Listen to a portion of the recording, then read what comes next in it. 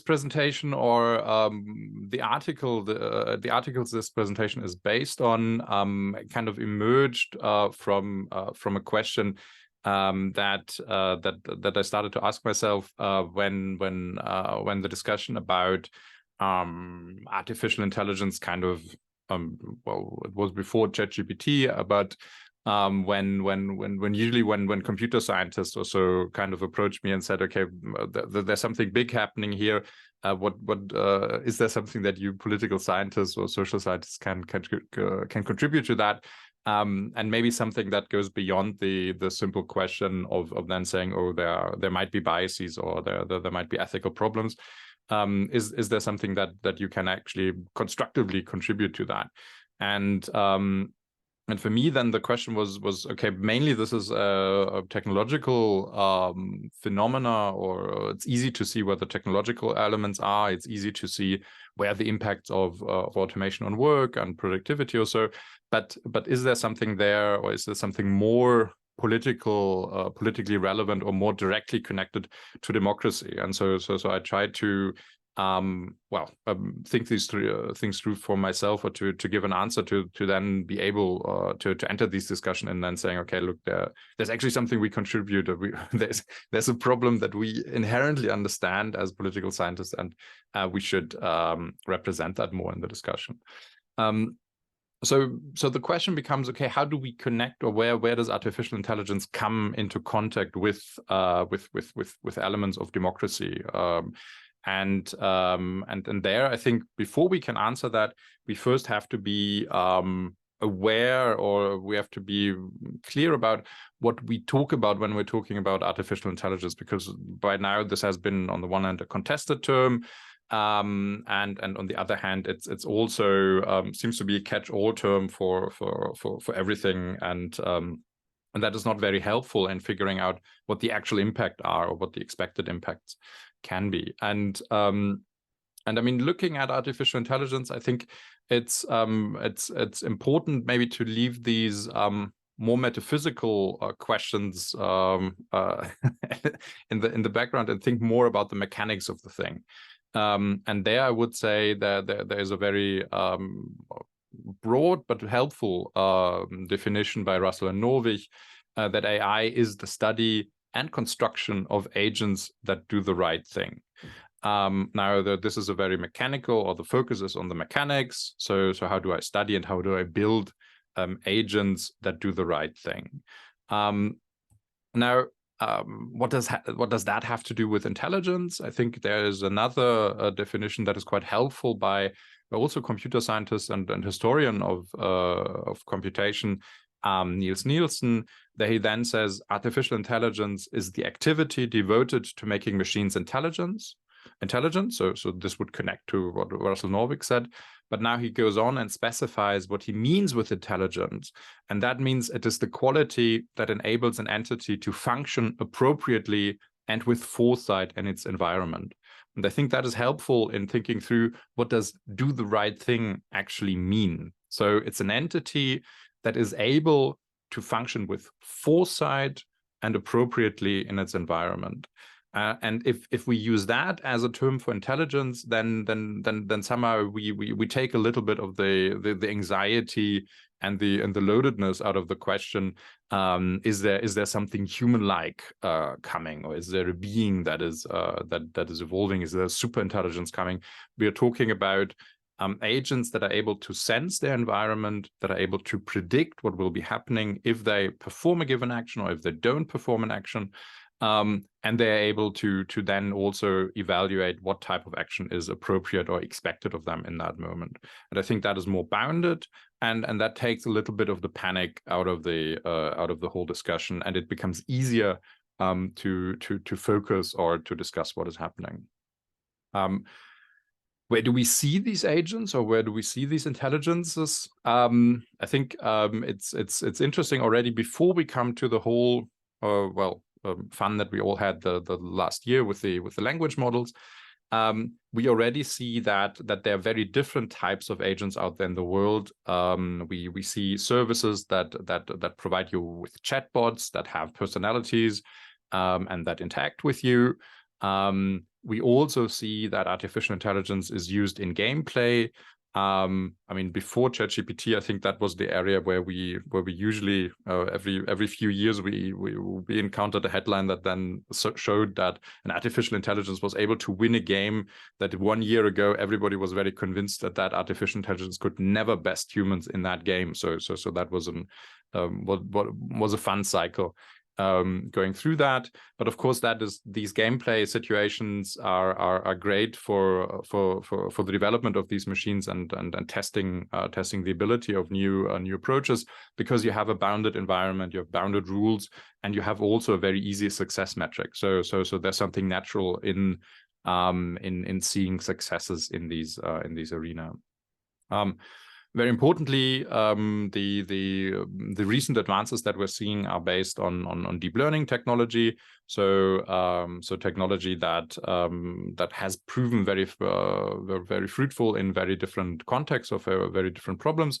But these are technologies that allow to kind of advanced pattern recognition. So they underlie computer vision, they underlie decision making also that is happening, and we see then these agents then also interact with us in the real world. So if you're thinking, for example, about robots or kind of machines that are working in construction, or that are kind of stacking shelves or so. So we then see on the one hand, we have these digital components, these digital machines that are interacting with us, but also it's able to translate that increasingly into offline environments also. So artificial intelligence, or these different agents that do the right thing in many different environments, or able to sense different environments, we see that in quite a few contexts with different types of elements there.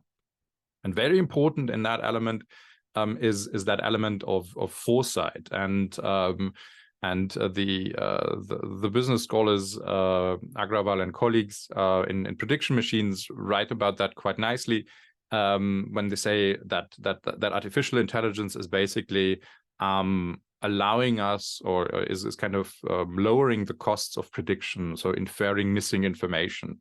And prediction would here be kind of information either about the future or missing information in given contexts. But it's also important to think through that this is depending on specific preconditions, because what we've seen right now is we have seen a lot of different or diverse applications of artificial intelligence, but we need to think, I mean, the application is not directly relevant to politics, or not directly relevant to democracy. So they're important in society, they're transforming specific fields, but we still have to do, let's say, a few steps before we come to the political consequences of this. And when we think that through, and when we predict what is happening there in politics or democracy, I think we need to be clear also about what these successes, I mean, how bounded these successes are, or how dependent they are on specific context conditions. And I think we see that here with the statement that it's about the prediction based on data. So it's looking for information in the past, and then are kind of looking into the future, looking for future patterns there, and use the past to predict or infer the future. But for that to work, it seems somewhat trivial, but there are conditions that we need to think through. And if we want to talk about, kind of groundedly talk about the impact of artificial intelligence on democracy, I think we need to be clear what makes these successes possible, but also keep in mind what might limit their application to other areas that are more of relevance to us. And I think we need to be clear about the conditions for artificial intelligence applications to be transformative to a field. And the first element there, artificial intelligence needs depends on data. So data needs to be available, or the system needs to be able to sense data itself, either through sensors or so picking that up. And we need to have we need to have abundant information about the inputs and outputs. So what is contributing to the event of interest or the phenomenon of interest, and what is basically then the phenomenon of interest itself. And we need to have reliable data on this. And although we some of us have been talking about the data revolution in politics for a while now, turns out that is a revolution on a rather small on a small level compared with other data sources that are there. So we are actually acting in an if we're talking about politics and democracy, we often are talking about kind of a relative data scarcity that we need to be aware of. Then we also need to have a system, or we need to, if we want to predict the future with the past, and if we accept that artificial intelligence is good at doing that, then we also need to have a phenomenon where the connection between variables stays stable over time. So so it doesn't help us to predict the future based on if you're thinking about elections, that there you see that each election cycle is somewhat different than the last. I mean, in Germany, we now maybe have or maybe not have a new party. Now, what does that make? I mean, how does that allow us to predict future behavior? So since we have comparatively little or comparatively few election cycles to begin with, but these election cycles then are also different from one to the next. So that makes prediction difficult because it's unclear how stable these connections are. And finally, that is also something that I think, especially in politics and democracy, needs to be reflected. We need to be sure that those connections that are stable over time should be stable over time, normatively speaking. So if you're thinking about Western societies, where Western societies are continuously going through a circle of contesting and negotiating. Basically participation rights. So who's included, who has what rights, and usually moving kind of in an area of an extension of rights. Then it becomes a very important question to then ask, okay, if we now over time talk about an extension of rights that is happening there, but our predictions, for example, if policing is based on artificial intelligence, if public opinion research becomes based on artificial intelligence, and these models are kind of trained on the past, are we then basically continuing discriminatory practices or so into the future, which we actually by design as society want to abandon and want to broaden rights or so. So it's about available data, the stability about the connection between inputs and outputs, and then also about the normative question, if we want these relationships to be stable, or if we actually want over time to change patterns from the past. Now, these conditions are easy to find in other contexts. So they're easy to find if you're an online retailer and you want to sell stuff. You can find these conditions quite often, or if you're an online ad platform, all of that works perfectly fine. But if we're then talking about politics, this becomes maybe more difficult or needs to be reflected more actively. Now, this would be basically what we have to think about if we think about the technology. So how's the technology working? Why is it working? And are there specific boundary conditions for this to work? And the other element is then the element of democracy. So where do we? I mean, what are the features of democracy that we can agree on and that matter? And where does then artificial intelligence connect with that, or how does that impact that? And usually that is a part of the talk or the paper where I usually get into trouble with theorists and those more versed into the fineries of democratic discourse or democratic the subtleties of the academic discourse there. But I think it's helpful in reducing our understanding of democracy to some broader areas, so that we on the one hand can communicate what we expect, and also to be a little robust there and have basically a framework to work with. And here I would suggest thinking about potential impact or areas of contact of artificial intelligence with democracy on different levels. So think about the individual. So where does artificial intelligence impact the individual? And here, where is that connected with the principle of self-rule? Then where does artificial intelligence moving up one level impact groups? I think there's important to think about equality. How does then artificial intelligence potentially impact institutions? This would be elections and the public arena. And finally, systems. Is there something there about artificial intelligence that might impact the competition between democratic governance form and other systems, for example, autocracies? Now, walking through these areas, let's start and focus on the question of self-rule. How does artificial intelligence impact the opportunities and the quality of self-rule that people encounter? Here I would argue artificial intelligence directly is connected with questions about how people are able to express political opinions and also able to form political opinions. So for that we need the public arena, and we can look at the structures of the public arena. Now, if we think about artificial intelligence, I would argue this is probably one area where we already see very strong connections or strong impact there, because a lot of the public arena has moved into digital environments or is relying on digital structures. So this could be information that you exchange on a messaging service. This could be also a digital service that you use to check on the news, or to see what people you're interested in are checking on, or also where you document your own opinions or priorities.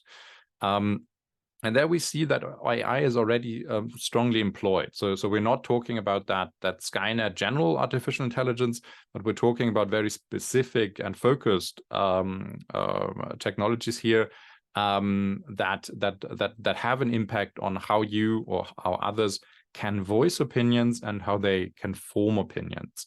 So one example are the so-called upload filters, where potentially, if you want to publish something on the service of choice, the service before you publish checks the likelihood of whether this is incendiary or discriminatory speech that you're posting there, or otherwise illegal content, and maybe already hinders you on publishing that. So this would be kind of an already an impact or a strong impact on what type of voice can be expressed. And this could take either the form of the opinion or basically the opinion itself.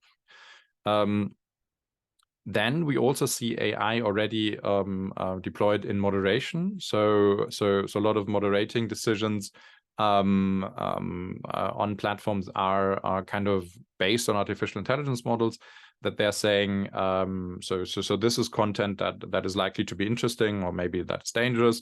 So if it's interesting, I'm making it more visible, I'm putting it in front of more people's eyes. Or if I'm saying, okay, this is dangerous, but I don't want to prohibit you from publishing that, I can basically put the brakes on the content and mean that the distribution does not carry all that far. So here we see maybe it's not this much kind of disruptive then as the upload filter that is actually prohibiting you from publishing something, but it's something there that already influences the visibility that content can achieve. Then we also have AI if we're thinking about information flows. So who is seeing what? Is there something that, I mean, how do we influence the way that information is making its way through a population of users?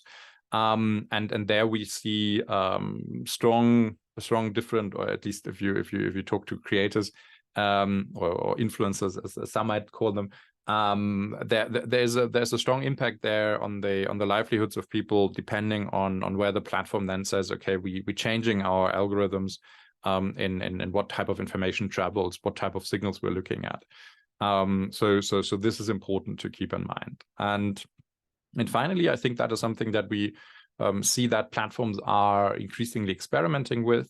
AI can also become the access point to the public arena. So if you're thinking about how you interact with digital services right now, you still go to the service of choice and search on that service of choice, or you take the information that is put in front of you.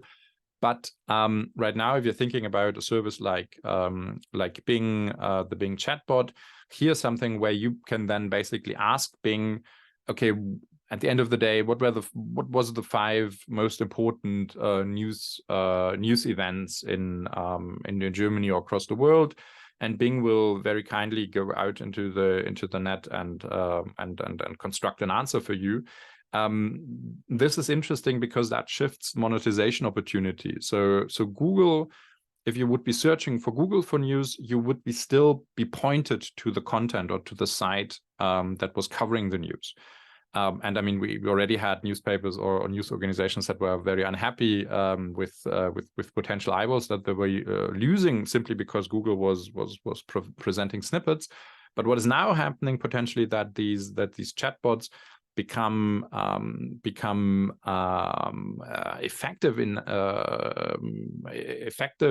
in kind of presenting you coherent summaries of what is happening there. So you as a news medium potentially lose the attention, you lose the monetization opportunities, and that will present further challenges or put pressure on the business of news, potentially kind of putting away or taking away some of the monetization opportunities for the smaller or middle-sized companies there. And that, of course, shifts then the public arena again, because that means that specific types of information will not be prepared, will not be presented, will not be written, and that, of course, then impacts the breadth of the voice that we see. So what we see here is that already the deployment of rather basic artificial intelligence applications here can shape opportunities for the expression and the finding of voice, and therefore potentially negatively impact powers of self-government. And we see that already in the discussion, that a lot of the discussion about artificial intelligence in politics is focusing on the perceived manipulatory power that is connected with artificial intelligence. So we talk about misinformation that might be produced on scale and something like that. But we also see that already parties are experimenting, or at least consultants are claiming that parties are experimenting. So because we of course all know how strongly to trust consultants when they talk about new technology. But what we're seeing there is that they at least claim to use artificial intelligence as focus groups in playing through how does a message work for a prototypical voter with specific characteristics or so. So they're used for message testing. They are also used as a potential variation device. So you know that is your core message that you want to put out, but now you want to have different ads or different digital content that you want to put out. That is a variation on that type of message. So that is increasing the content that you as a campaign can put out into the world. And it's also potentially helpful in targeting content and optimizing your content for specific types of audiences. And if you're now in campaigning, you might be saying, well, those are opportunities. But as communication scholars or campaign scholars or critical observers, there of course is then the question, okay, what does that then make? What is the impact there on the power to actually inform yourself if the actors that are presenting you information are put into the position to circumvent your critical faculties or so. So that is a danger that one needs to be reflected. And I think what's also important, and we see that with the whole discussion about Cambridge Analytica and also about disinformation online, sometimes it is enough that the fear exists, or sometimes it's enough that somebody presents that opportunity, even if the technology might not be so great in doing that. So maybe the technology itself is not so impactful, and maybe people are more critical than than we might expect, giving our student samples in experiments. But it might be still enough to put the fear into people and then create doubt about the legitimacy of the institution, of the process itself. So maybe artificial intelligence does not create that puppet master or make that puppet master out of the campaign consultant, but maybe our fears of this happening are enough to lead to skepticism about the public arena and about the powers of self-governance, and therefore also pull the legitimacy out of that if we start losing elections.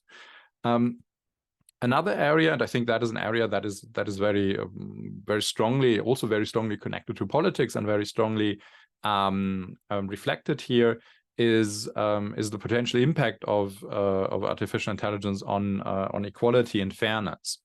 And we already talk about democracies being unfair, or equality maybe being more wished for than always found, giving representation gaps and giving policies, or kind of the power of agenda setting that is that appears to be not equally distributed across groups. But potentially this is also then kind of exacerbated through artificial intelligence. And this can be, on the one hand, I mean, the mechanism is always the same.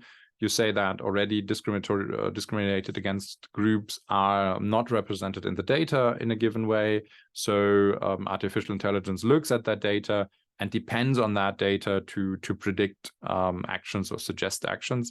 So discriminatory practices of the past might be contributed into the future. And that then starts to matter, of course, strongly the more government services start to rely on artificial intelligence. So if we're talking about the rollout or the reliance of social services or so on these services, if you're thinking about predictive policing, if you're thinking about the social system, all of that are, of course, then dangerous arenas that we need to look at. And also these are difficult waters to navigate, because often the vendors that are selling that type of service are not those that are inherently reflecting transparency ideals or so. So we often do not know how the algorithms work that are deployed in these situations. So it's very difficult to interrogate that regarding fairness and equality. And also there might be something there if we're thinking about shifts within automation and work. There might also be kind of a shift in the power relations between workers and capital. Which then might further weaken the power of organized labor, for example, and I think we see that already happening in somewhat surprising industries. So if you're thinking about the actors' strike, if you're thinking about the screenwriter strike, I mean, those were groups that 5 years ago were seen as rather safe from automation, and we already see that. That has shifted over time. So equality and inequality might be impacted in different ways. So on the one hand, of course, the biases inherent in the technology might come to matter the more the state or democracy is relying on these services to roll out social services or security.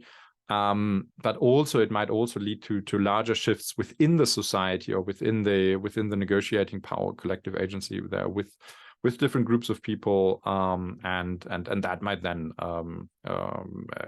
if you like, in the second order, might then impact inequality more broadly.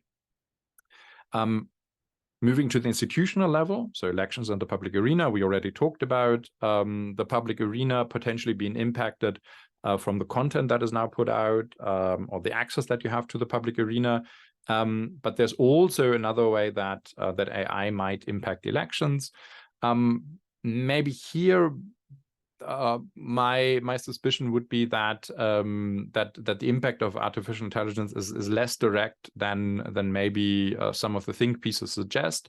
So, for example, I do not necessarily think it will be easy to solve the problem of how to predict voting decisions about people who are not politically aligned. So if you think about voting, it's inherently well, it's a scarce activity, and also it is something that you as a modeler, you cannot rely on correct information, that you don't have that objective data point that actually then says, okay, that person voted for that party. And we already know that from the micro-targeting research also coming from the US, that these models are then very strong when the campaign is able to have that voter registration data. So are you registered for the Republicans or the Democrats? Surprise, surprise. If that is available, then the campaign can target quite effectively. Is that data not available, then the campaign becomes well, it becomes a guessing game, and the models become less effective. That is research by Ethan Hirsch about the Obama campaign. So I think it's important to keep that in mind, that as long as we don't have that dependent variable available to us, prediction is also difficult, and AI will not solve that problem because it does not have the data to begin with. That, of course, it will be possible to predict vocal Republicans or vocal Democrats or vocal partisans across the world, but again, that's not the hardest task for campaigns to begin with. So the question becomes, what is happening in the middle, or what is happening with those who might be switching opinions? What might work is kind of predicting behavior that the campaign has more information about. So in the US that is the question: did the person turn out to vote? Because that information is available.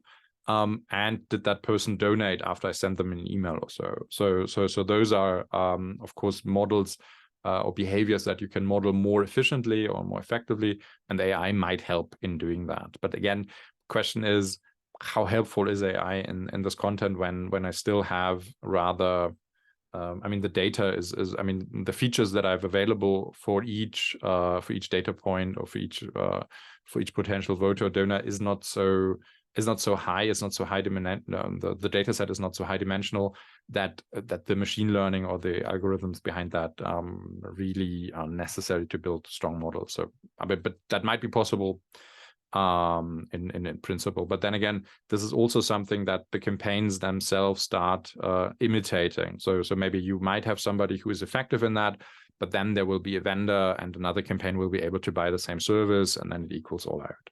So there might be that. Then there's also that element of message testing. I think there we are currently still in the moment of experimentation. Maybe that might be something that artificial intelligence helped me in kind of more effectively create content that is more varied, and therefore more optimized to reach different pockets of people. So that might be an issue there.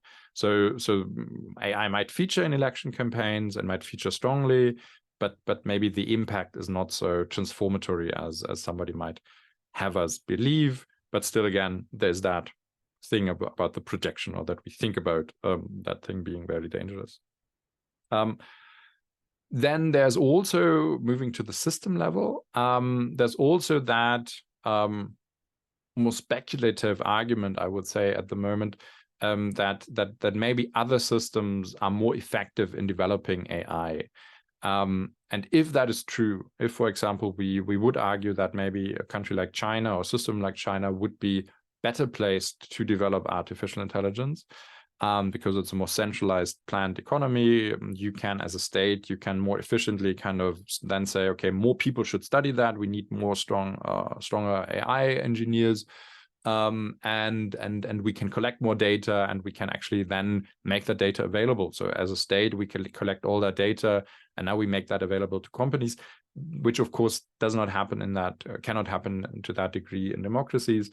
If that is true, and that is a big if, and it's a contested if, then it might be that that autocracies gain on democracies regarding the state capacity, and then also kind of economic growth and potentially personal health.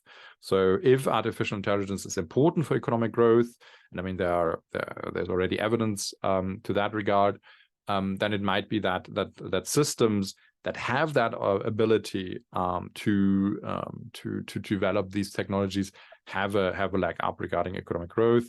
There might also be something there regarding the quality of life. Now I think if you're based in the EU, the data protection of the EU might be somewhat annoying to you if you have to click away all these cookies or these cookie banners, but nobody will migrate or because of the cookie banner.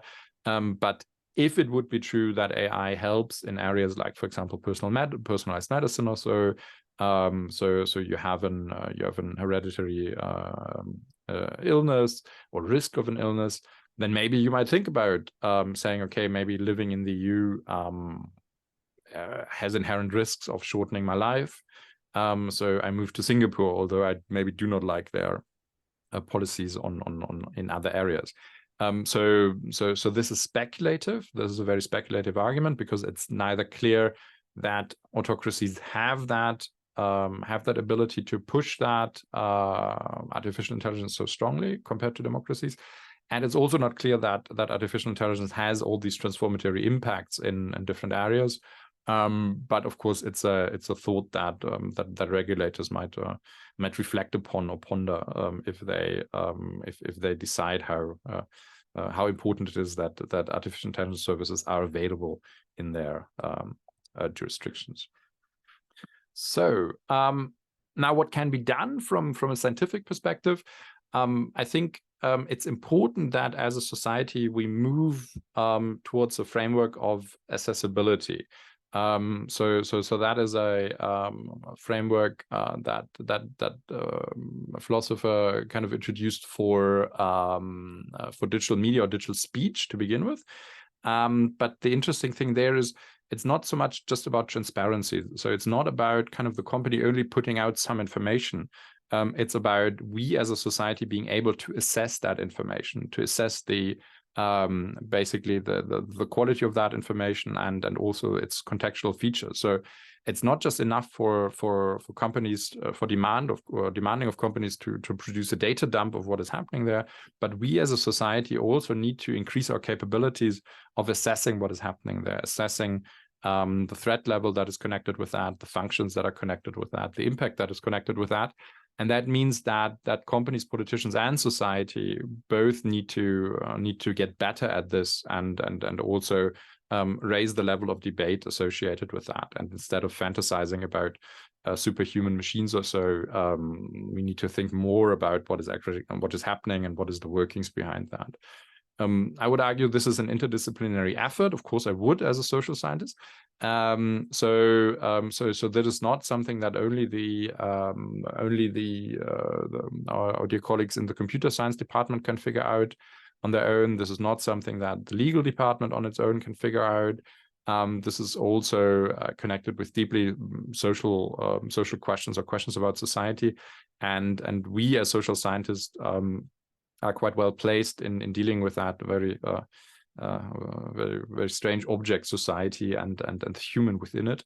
And I think those are capabilities that we as social scientists need to reflect better.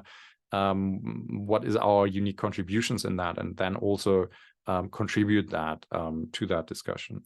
It also means media literacy, and I think I already started in the beginning that I said that maybe political science is somewhat behind the curve on some of these issues regarding technology and especially also digital media and communication, some would argue. So we as fields need also to become literate in these in these new developments, and that is something. Media literacy is often discussed as something on the side of the end user, that they need to be media literate. But it also, of course, pertains to politicians, to scientists, and to regulators, because oftentimes I have the feeling that we are unfortunately parroting some bad ideas that are out there instead of critically interrogating them and producing alternatives there. Governance, of course, there must be regulation in these areas. But this regulation needs to happen based on evidence. So if you're thinking about some of the regulatory issues or efforts that we're seeing around disinformation, I would argue this is a case where there's basically an evidence-free zone for regulators to move in. And I think that is something that would be very dangerous regarding artificial intelligence. And here we need more evidence-based arguments, and we should demand that from regulators and also from us as scientists. So this was rather quick and not all that heavy on the references. So if you're interested in the arguments and also in the references of a lot of great work that has been done in these arenas or that is currently developing, I would point you to these articles. Artificial Intelligence and Democracy, Conceptual Framework, that tries to group these discussions according to this framework, and also a recent piece with Ralf Schröder, Artificial Intelligence in the Public Arena, where we try to map that or discuss that more focusedly with regard to the public arena.